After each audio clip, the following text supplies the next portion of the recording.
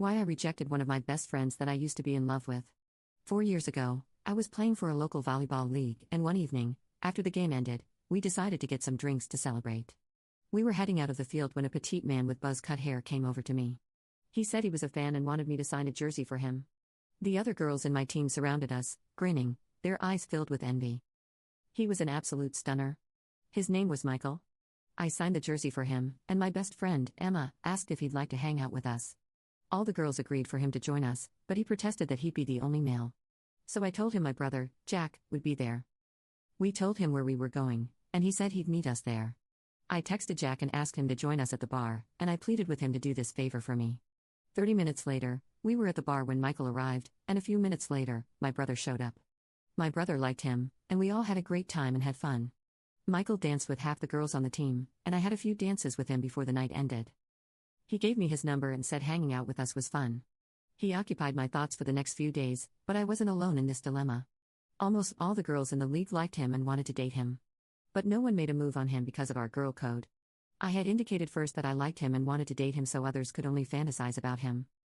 Michael and I became friends, but he also became friends with Emma and my brother, Jack.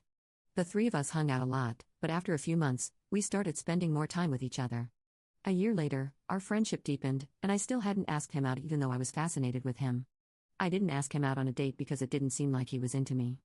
I didn't want to risk losing our friendship. One evening, we were having dinner at my place.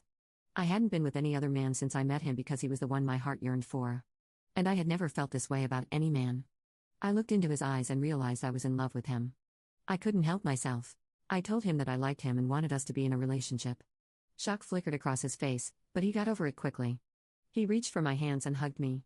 Michael told me he liked me a lot, but as a friend, and he had never entertained romantic thoughts about us. This was the very thing I was afraid of, losing our friendship. My heart was broken, but I assured him we would still be friends, and nothing would change. Michael said he wasn't ready to get into a relationship, and even if he were, it wouldn't be me.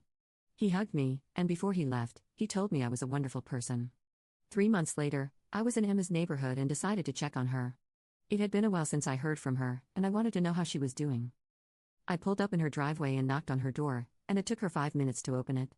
She wore Michael's shirts, and her hair was disheveled, and she reeked of sweat and I started to apologize for ruining her night, and then a familiar voice came from her bedroom, asking who it was.